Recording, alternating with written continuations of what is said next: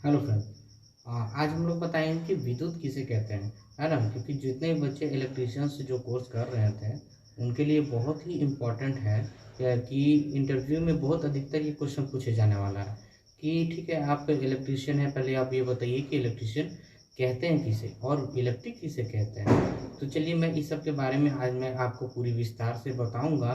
तो आप लोग हमारे चैनल से बने रहिए और हमारे चैनल को सब्सक्राइब कर लीजिए, क्योंकि जो हमारा पुराना चैनल था वो कुछ वजहों से डिलीट हो गया है, जिसके कारण मैंने एक नए चैनल की शुरुआत की है। तो आप लोग हमारे वीडियो से बने रहेंगे फ्रेंड्स। चलिए फिर आज हम लोग कुछ क्वेश्चन का प्रश्न का हल जानेंगे, जो कि बहुत ही इम्पोर्टेंट है। मैंने आपके सामने कुछ क्वेश्चन लेके आया हूँ जो कि इलेक्ट्रिशियन वाले बच्चे के लिए बहुत ही इम्पोर्टेंट है। पहला है कि विद्युत कहते किसे हैं। ठीक है, तो बहुत सारे के बच्चों के मन में यही होगा कि विद्युत किसे कहते हैं। तो देखिए, विद्युत क्या है, एक तरह का आवेश है, इलेक्ट्रॉन और प्रोटॉन का आवेश है। ठीक है, हम लोग 9th में पढ़ चुके थे कि इलेक्ट्रॉन और प्रोटॉन। तो विद्युत जो है वो क्या है, एक आवेश है यानी चार्ज है। ठीक है, वही चार्ज किसी भी मीडियम के द्वारा, जैसे कि तार के द्वारा क्या होता है, फ्लो करता है। मतलब ये एक तरह का चल या अचल है। ठीक है, जो इलेक्ट्रॉन और प्रोटॉन है एक तरह का चल या अचल आवेश है। ठीक है, चार्ज है, पॉजिटिव और निगेटिव, हम लोग 9th में भी पढ़ चुके थे।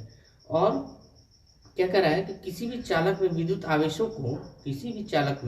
आवेशों को बहाव से उत्पन्न ऊर्जा जो होती है, जो उत्पन्न ऊर्जा जो होती है, वही विद्युत कहलाता है। ठीक है, तो इसका खोज थेल्स नामक वैज्ञानिक ने किया था। ठीक है, थेल्स नामक वैज्ञानिक जो थे उन्होंने इसका खोज किया था। अब एक दूसरा क्वेश्चन कि अगर आप इलेक्ट्रिशियन हैं तो एक क्वेश्चन कर सकते हैं कोई भी, मतलब जहाँ भी आप अगर इंटरव्यू देने जा रहे हैं तो उसमें आप लोग को क्वेश्चन आ सकता है कि विद्युत कार किसे कहते हैं। तो विद्युत कार किसे कहते हैं, तो जो भी आप खुद से भी सोच सकते हैं कि जो इलेक्ट्रिक। चलिए, तो अभी हम क्या बोल रहे थे कि विद्युत कार के बारे में हम बात कर रहे थे। तो जैसे कि अगर पंखा है, कूलर है, मतलब जितने भी इलेक्ट्रिक से चलने वाला सामान जो है उनका जो देखभाल करता है, मरम्मत करता है, वही एक कुशल कारीगर यानी इलेक्ट्रिशियन कहलाता है, यानी विद्युत कार कहलाता है।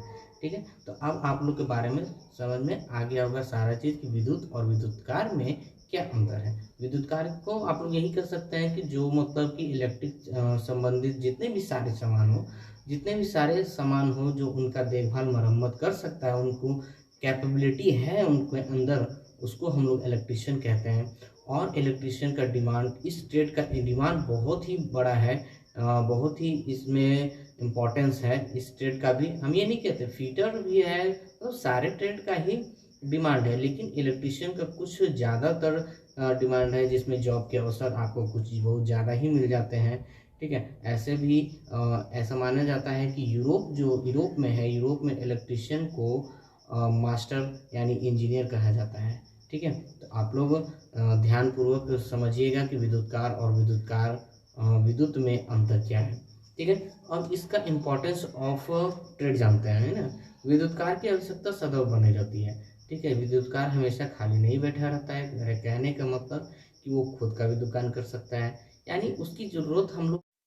और हम लोग जहाँ पे इलेक्ट्रिशियन का काम करते हैं, वहाँ पे एक बहुत बड़ी बात ये भी है कि वहाँ पे दुर्घटना का चांस भी बहुत ज़्यादा रहता है। यानी हम लोग कोई भी कार्यशाला में करते हैं तो उससे पहले हम लोग को वहाँ का नियम कानून का फॉलो करना चाहिए। ठीक है, तो पहला है कि अगर हम लोग खतरे के प्रति सजग नहीं रहेंगे, ठीक है, कुछ स्टेप आप लोग को लिखने के लिए आ सकते हैं कि दुर्घटना के कारण क्या क्या होते हैं, कुछ 4-5 स्टेप लिखिए। तो जैसे कि खतरे के प्रति सजग ना रहना, जैसे कि तार कहीं पे छूटा हुआ है, यहाँ पर टेप उप नहीं मारा हुआ है, आप लोग जान रहे हैं कि वहाँ पे खतरा है, उसको छुएंगे तो करंट मारेगा, लेकिन हम लोग उसके प्रति सजग नहीं रहेंगे तो दुर्घटना हो सकती है। ठीक है, दूसरा है कि सुरक्षा के प्रति लापरवाह रहना। नंगे पैर हम लोग इलेक्ट्रिक का काम कर लिए, बिना ग्लव्स का काम कर लिए किसी कारखाने में, तो इस सब के प्रति आप लोग को दिक्कत हो सकती है। कार्य के प्रति गंभीर न होना, आपको कार्य करने का मन नहीं लग रहा है, ध्यान कहीं और है, काम कर रहे हैं और हाँ, और ध्यान आप लोग का घर पे है कि और ये काम नहीं किए थे, मोबाइल मेरा चार्ज में है। तो इस तरह के अगर आप लोग को ध्यान नहीं रहेगा और काम करिएगा तो उसमें आप लोग को दिक्कत आ सकती है। और अब एक है कि औजारों का सही उपयोग न करना, जैसे कि तार कितने बच्चे होते हैं कि दांत से भी छील देते हैं, ठीक है। तो ये सब क्या होगा, जिसके प्रति आप लोग को सचेत रहना है कि कहीं पे दुर्घटना ना हो, ठीक है। बहुत सारे कंपनियों में जाइएगा तो सुरक्षा सावधानियां लिखा रहता है कि यहाँ पे धूम्रपान नहीं करना है, या कुछ भी बहुत तरह का सिंबल आप लोग को बनाया हुआ रहता है, उसको आप लोग को फॉलो करना चाहिए। कार्य एक क्वेश्चन ये भी है कि अगर विद्युत का कार्य से अगर हम लोग को कार्य करते समय दुर्घटना हो जाती है, यानी मतलब किसी तरह का करंट लग जाता है, तो हम लोग को मतलब कैसे हम लोग उससे बचेंगे, कैसे छुड़ाएंगे और क्या क्या हम लोग को करना चाहिए। तो देखिए, विद्युत दुर्घटनाएं जब भी कहीं पे हो जाए तो सबसे पहले जो व्यक्ति सटा हुआ है उसको छुड़ाने का कोशिश किया है। ये नहीं छुड़ाना है कि पकड़ के हाथ से खींच लिए, ठीक है। आपको सबसे पहले देखना है कि मशीन का जो टॉप प्लग है, ये सबसे पहले तो आपको मेन स्विच ऑफ जल्दी से बंद कर देना है, चाहे कारखाना हो चाहे रूम हो, ठीक है। उसके बाद जो मशीन का जो टॉप प्लग है उसको जाके निकाल देना है, टॉप प्लग को। टॉप प्लग निकालने के बाद आपको लकड़ी या सूखी चटाई या जो भी सूखी लकड़ी चटाई प्लास्टिक का हो, आपको जल्दी सा उस पर चढ़ के उस व्यक्ति को खींचना है या डंडे से मारना है। इस तरह से मारना है कि उस व्यक्ति को ज़्यादा चोट ना लगे, और नीचे आपको कुछ व्यवस्था करना है कि व्यक्ति जैसे ही छूट के गिरे तो ज़मीन पे गिर जाएगा, तो उसे उसकी मृत्यु भी हो सकती है, कहीं चोट लग सकती है, जिसके आपको बचाना भी है। आप लोग को दिमाग से काम करना है, ठीक है। रबर की चटाई उटाई नीचे बिछा दीजिएगा, तो जिस कारण व्यक्ति गिरेगा तो उसको गंभीर चोट नहीं आना पड़े, ठीक है। तो इस तरह से ध्यान रहे कि पीड़ित व्यक्ति ज़्यादा क्षति न पहुँचे। और अगर आपको उस व्यक्ति को देखें कि उसके शरीर पे छाले पड़ गए हैं, या आपको हम सारी बातें बताएंगे कि अगर व्यक्ति सांस नहीं ले रहा है तो कौन विधि से उसको मुंह से मुंह सांस देना रहता है, जिसको हम लोग सैफर विधि कहते हैं। तो बहुत सारा है, तो आप लोग फ्रेंड्स हमारे वीडियो से बने रहिए, लाइक से सब्सक्राइब जरूर कीजिएगा। और जो हमारा पिछला चैनल था वो मेरा ITI का चैनल जो चलता था, आप लोग को बहुत प्यार उसमें भी मिला, तो उसके हुआ कुछ कारण से उसका मैं ID पासवर्ड दोनों भूल गया था, जिस कारण से वो चैनल डिलीट करना पड़ा, और मैं एक नया चैनल तैयार किया हूं। तो आप लोग इसको सपोर्ट कीजिएगा और सब्सक्राइब जरूर कीजिएगा। और जितने भी बच्चे हैं ITI के इलेक्ट्रीशियन और फिटर हो, आपको इस चैनल के माध्यम से ठीक उसी तरह से आपको CBT एग्ज़ाम की तैयारी मैं करवाता रहूँगा।